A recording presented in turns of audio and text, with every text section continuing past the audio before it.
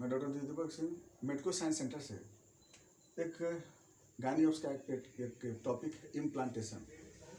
हम लोग इससे पहले वाला वीडियो में फर्टिलाइजेशन देख चुके हैं। हम इसको देखते हैं इम्प्लांटेशन क्या होती है। जैसा कि यह आप जानते हैं, ये फिलोपियन ट्यूब या यूट्रस और ये फिलोपियन ट्यूब जिधर में वो हम फर्टिलाइजेशन करा रहे हैं इसको यहाँ पे ऑस इंडोमेट्रियम, और ये फर्टिलाइजेशन हम करा रहे हैं यहाँ पे फीमेलिया। तो हम यहाँ पे चल रहे हैं कि एम्पुला में है। एम्पुला में क्या बताए थे कि यहाँ पर क्या हुई, जोना पेलुसिडा इसको इंटैक्ट किए हुए है बाहर की तरफ से, और अंदर में जायगोट बन चुका था। हम फर्टिलाइजेशन में बताए थे यहाँ तक कि यहाँ पर स्पर्मेटोजोआ फर्टिलाइज करके और यहाँ पर 2n क्रोमोसोम्स का सेल बन चुका है। इसको हम जायगोट बोलते हैं। फर्टिलाइजेशन के बाद बताए थे जायगोट बन चुका होता है। जायगोट कब बनता है? स्पर्मेटोजोआ के जाने के जस्ट इंटरकोर्स के 24 घंटा होते होते, यानी कि 24 घंटा होते होते, अभी जैसे इंटरकोर्स होगा तो 24 घंटा होते होते जायगोट का फॉर्मेशन हो जाता है। जायगोट जब यहाँ बन जाता है, जायगोट बनने के बाद फिर यहाँ पर अब क्या होता है कि जो सेकेंडरी सेंट्रियोल जो होता है, बता चुके थे आपको, देख लीजिएगा उसमें कि स्पर्मेटोजोआ से 2 सेंट्रियोल हो जाता है। एक प्राइमरी सेंट्रियोल जो होता है वो मेटाफेज सेकेंड स्टेज को पूरा कंप्लीट कराता है, और म्यूसिस सेकेंड स्टेज को। और जो सेकेंडरी सेंट्रियोल्स होता है यहाँ पर सेल डिवीजन स्टार्ट करेगी। अब सेल डिवीजन स्टार्ट करेगी, इसमें क्या होगी कि एक जायगोट से 2 सेल बनेंगे और 2 से 4 सेल बनेंगे। और जैसे ही 4 सेल बनेगा, और ये पहला दिन की बात होती है, फर्स्ट डे की बात होती है, और दूसरा दिन तो तीसरे दिन क्या होता है, थर्ड डेज क्या होता है कि 4 सेल बन जाता है। और 4 सेल बनते ही और ये मूव कर जाता है किधर की तरफ, ओविड या यूट्रस की तरफ। बाहर में जोना पेलुसिडा इसको इंटैक्ट क्यों रहेगी और 4 सेल अंदर में बन जाएगी, है ना। सब ये सब डिप्लॉयड क्रोमोसोम्स होगी, और इसको हम लोग बोलते हैं क्लीवेज स्टेज कहते हैं। क्लीवेज स्टेज कहते हैं। इसके बाद और माइग्रेट करेगी, और चौथे दिन यहाँ पे 4 से 8 सेल बन जाएंगे। 8 सेल, इसके अंदर 8 सेल रहेंगे, लेकिन इसका कुछ नाम नहीं बोलेंगे लोग। 8 सेल बनेंगे यहाँ पे। ये रहेगा कब, 4th डेज। 5th डेज होते होते यहाँ पर 16 सेल बन जाएंगे यहाँ पर, जिसको हम लोग मेरुला स्टेज कहेंगे। मोरुला स्टेज बोलते हैं। ये बनता है 6 डेज की घटना है। और यहाँ पे मेरुला स्टेज, यहाँ पर 16 सेल बन जाता है, याद रखिएगा। और इसको मेरुला स्टेज बोलते हैं। मेरुला स्टेज जैसे कि मेरुला जो बनता है स्ट्रक्चर, जो यहाँ पे इसे जोना पेलुसिडा है, और ये स्ट्रक्चर यहाँ पर मास है 16 सेल का, और यहाँ पर इस तरह का स्ट्रक्चर बनता है। इसलिए हम लोग इस जो शेप बनता है इसको मेरुला बोलते हैं। ये जोना पेलुसिडा हो गया। अब इसके बाद जैसे ही 7वें दिन होती है ना, ये अब आ जाता है इंटरस्टिशियम से होते हुए कैविटी की तरफ आती है, और यहाँ पे 64 सेल, 16 से 32 सेल बन जाता है। अब 32 से सिर्फ जो 64 सेल बनते बनते वो 7वें दिन में यहाँ पहुँच जाता है। तो 64 सेल बनते ही क्या होता है कि इस जोना पेलुसिडा के अंदर एक बाहर की तरफ एक लेयर बनता है। इसको हम लोग बोलते हैं ट्रोफोब्लास्ट लेयर। भूलना नहीं है हमें। यहाँ पे 64 सेल बन जाता है, और यहाँ पर एक कैविटी बनता है, इसको ब्लास्टोसिस्ट बोलते हैं। बाहर वालों को ट्रोफोब्लास्ट लेयर बोलते हैं। यानी कि स्ट्रक्चर कैसा होगा, ये क्या दिन का है, 7th डे का घटना है। इसको बोलते हैं ब्लास्टुला स्टेज। Blastula stage. और ये बाहर में क्या है, जोना पेलुसिडा है, और ये अंदर की तरफ क्या है, ट्रोफोब्लास्ट है। ये ट्रोफोब्लास्ट लेयर है। इसको बोलेंगे ब्लास्टोसिस्ट कैविटी बोलेंगे। ब्लास्टोसिस्ट कैविटी बोलेंगे। इसको इनर मास कहेंगे, इनर मास बोलेंगे। और अंदर में फ्लूइड भरा रहेगा, और एक और लेयर बनना स्टार्ट होगी यहाँ पर, लेकिन अभी जस्ट इसी के बाद बनना स्टार्ट हो जाएगी। एक लेयर बनना स्टार्ट होगी जिसको हम लोग सिस्टोट्रोफोब्लास्ट के नाम से जानेंगे।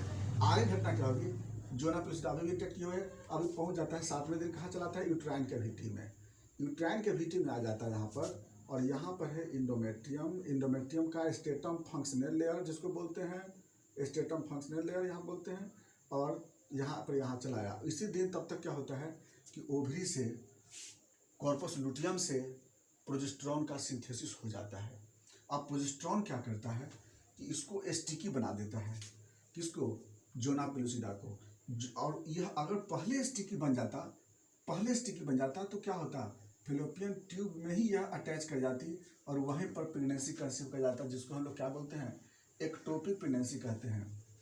लेकिन स्टिकी नहीं बढ़ता है, जोना पेलुसिडा इसको नॉन स्टिकी बना के रखता है, और प्रोजेस्टेरॉन अगर बन जाता सब तो स्टिक बन जाता। और कई बार ऐसा होता है कि सिलियरी मूवमेंट नहीं होने के कारण यह बहुत ही, उसको हम एक टॉपिक पे से बता देंगे उसको, कि जो आसानी से नहीं मूव करता है। तो यहाँ पर क्या है ना कि जोना पेलुसिडा को स्टिकी कौन बनाता है? प्रोजेस्टेरॉन। इसी के कारण यहाँ अटैच कर जाता है। अब प्रोजेस्टेरॉन निकला कहाँ से? कॉर्पस लुटियम से निकलता है। तो ये है आपका जोना पेलुसिडा का लेयर जो बाहर में है, और यहाँ पर प्रोजेस्टेरॉन इसको स्टिकी बना देता है, जो कि एंडोमेट्रियम से क्या होता है वो अटैच कर जाता है। तो ये बात अच्छा, लेकिन एक बात बहुत इंपॉर्टेंट पॉइंट है कि जाइगोट जो बनता है जितना साइज होता है ना, अभी भी साइज उतना ही रहता है, लगभग 1.2 से लेकर के 0.2 मिलीमीटर इतना साइज रहता है, और इतना ही साइज यहाँ रहता है। यानी कि सेल इसका साइज, जाइगोट का साइज इंक्रीज नहीं करता है। यहाँ भी जिस एक सेल रहता है उतना ही सेल का साइज, इसका जाइगोट का साइज जितना रहता है ना, उतना साइज ब्लास्टुला स्टेज का भी साइज उतना ही रहता है। साइज में अंतर नहीं होता है। होता क्या है कि अंदर में प्रेशर बढ़ जाता है, और जो सेल का साइज, जो इंटरनल सेल का साइज, वो थोड़ा प्रेशर मुक्त रहता है अंदर में, लेकिन ऑल इन ऑल साइज ये इंटैक्ट रहता है। जोना पेलुसिडा इसके नंबर को, इसके साइज को बढ़ने नहीं देता है। ये जोना पेलुसिडा इसको इंटैक्ट करके रखता है। इसकी जिम्मेदारी है कि सीधे वहाँ तक लेकर पहुँचाना। अब क्या होती है कि यहाँ तो लोग समझ गए कि जाइगोट था, क्लीवेज हुआ, मेरुला स्टेज हुआ, अब ब्लास्टुला स्टेज में कहाँ पहुँच गया? यूट्रस में आ गया। यूट्रस में आने के बाद अब थोड़ा सा हम इसके स्ट्रक्चर को थोड़ा हम लोग बड़ा कर देते हैं यहाँ पर आपको समझने के लिए, ताकि आपको समझ में आ जाएगी। ये देखिएगा, हम इसको मिटा देते हैं। पहले हम चल रहे हैं यूट्रस के ऊपर वाला मायोमेट्रियम, जैसे ये मायोमेट्रियम है, मायोमेट्रियम ऊपर वाले पार्ट को बना रहे हैं। अच्छा, एक और भी, इम्प्लांटेशन जब भी होती है, इम्प्लांटेशन जब भी होती है तो यूट्रस के पोस्टीरियर पार्ट पे होती है। यूट्रस के पोस्टीरियर पार्ट में, फंडस में, याद रखना है, यूट्रस के फंडस में, पोस्टीरियर पार्ट में। तो याद रखना है इस चीज़ को कि implantation always develop in fundus in posterior part. अब कैसे होता है ये देखना होगा। तो ये मायोमेट्रियम है, मायोमेट्रियम ब्लड सर्कुलेशन होता है। मायोमेट्रियम से अटैच होता है stratum basalis layer, stratum basalis layer, stratum basalis layer होता है यहाँ पे। इसके बाद स्ट्रेटम बेसिलिस लेयर के बाद होता है stratum functional layer, stratum functional layer, stratum functional layer.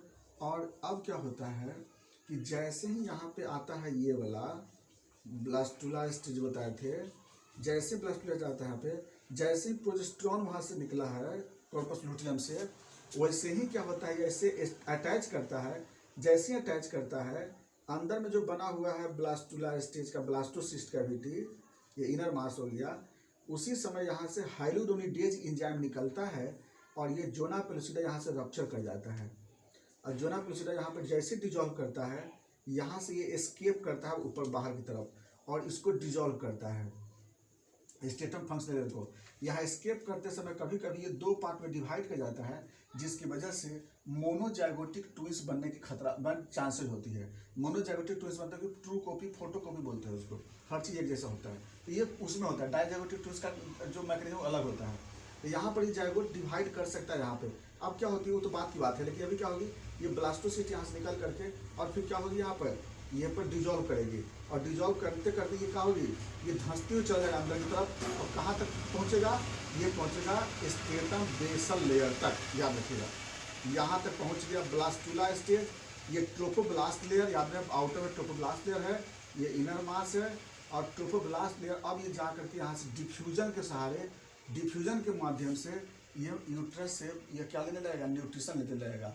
और डिफ्यूजन के सहारे वो न्यूट्रिशन लेने लगेगा, और ये न्यूट्रिशन लेकर के और ये अपना क्या करेगा, न्यूट्रिशन अपटेक करेगा और मॉडिफाइड करना स्टार्ट करेगा। ट्रोफोब्लास्ट लेयर क्या करेगा, यह ट्रोफोब्लास्ट लेयर एक प्रकार का हार्मोन निकालेगा जिसका नाम है HCG, और ये समय हो जाता है लगभग 9वें दिन। याद रखिएगा, ये समय हो जाता है 8वें दिन, यानी 8वें दिन के लास्ट बता दें, 8वें दिन के लास्ट बता दें लोग। अब यहाँ से क्या होता है कि ये जो जोना पेलुसिडा, ये जो बाहर का ट्रोफोब्लास्ट लेयर है, यह ट्रोफोब्लास्ट लेयर HCG का सिंथेसिस करता है, और ये जो स्ट्रेटम फंक्शनल लेयर है, इस तीनों लेयर को चेंज कर देता है दूसरे फॉर्म में, जिसका नाम है डेसिडुआ। इसको बोलते हैं हम लोग डेसिडुआ में चेंज कर देता है। तो जो सबसे अंदर वाला होता है इसको बोलते हैं डिसिडुआ बेसिलिस या डिसिडुआ स्पॉन्जियोसम। दूसरा जो होता है डिसिडुआ सेंट्रलिस और डिसिडुआ पेराइटलिस। ये तीन तरह का डिसिडुआ बनाता है। तो फंक्शनल लेयर में हो गया दो वर्ड, जिसको डिसिडुआ सेंट्रलिस, डिसिडुआ पेराइटलिस, और जो बेसल लेयर हो गया उसका डिसिडुआ बेसिलिस बोलते हैं और डिसिडुआ स्पॉन्जियोसम कहते हैं, जो कि इससे जुड़ा हुआ होता है।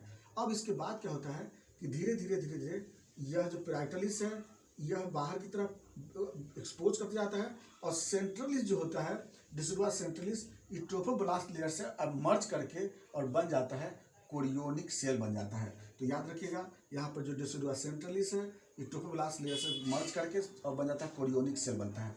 और ये जो इनर मास है वो एक नया फिर लेयर बनावेगी जिसको हम लोग सिंसियो ट्रोफोब्लास्ट बोलेंगे, जो आगे चल करके एमनियोन लेयर बनावेगी, एमनियोन लेयर। इसके बाद क्या होती है, बस एक छोटा सा और बात चलते हैं, और इतना ही जब हो जाता है ना, इसके बाद इसको बोलते हैं लोग गैस्ट्रुला स्टेज बोलते हैं। और गैस्ट्रुला स्टेज आते आते इसके अंदर बाहर वाला जो लेयर था ये कोरियोन लेयर बन जाता है बाहर में। याद रखिएगा जो कोरियोन लेयर डिसिडुआ बेसिलिस के साथ ही अटैच करेगी और अंदर में एमनियोन लेयर बनेगा यहाँ पर। और इसके बाद इनर मास का फॉर्मेशन होगी यहाँ पे यॉर्क सेक बनेगी और यॉर्क सेक बनेगा यहाँ पे। और इसके बाद एगो एमनियोन लेयर बना, बाहर में कोरियोन, धीरे धीरे कोरियोनिक भिलाई का फॉर्मेशन होगा जो कि डिसिडुआ बेसिलिस से वो अटैच करेगा और ब्लड सर्कुलेशन यहाँ से वह इंक्रीज करेगा। और ब्लड जो होता है वो सिर्फ डिफ्यूजन के माध्यम से जाती है, ब्लड जाता नहीं है, और यहाँ पर गैस्ट्रुला स्टेज बन जाता है। और इसके बाद जो प्रोसेस आती है वह इम्ब्रायोनिक स्टेज स्टार्ट हो जाती है। इतना ही तक के प्रोसेस को हम लोग क्या बोलते हैं, इम्प्लांटेशन। यही था इम्प्लांटेशन। इसके बाद हम लोग पढ़ेंगे एम्ब्रायोलॉजी की बातें, नेक्स्ट वीडियो में चलेंगे एम्ब्रायोलॉजी। तब तक थैंक्स।